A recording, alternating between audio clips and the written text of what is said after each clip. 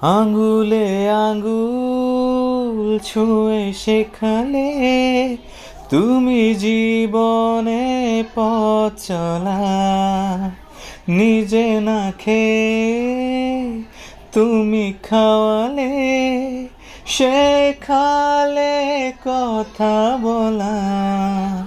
বাবা তুমি আমার যত খুশির কারণ, নেই তোমার মতো কেউ এতটা আপন।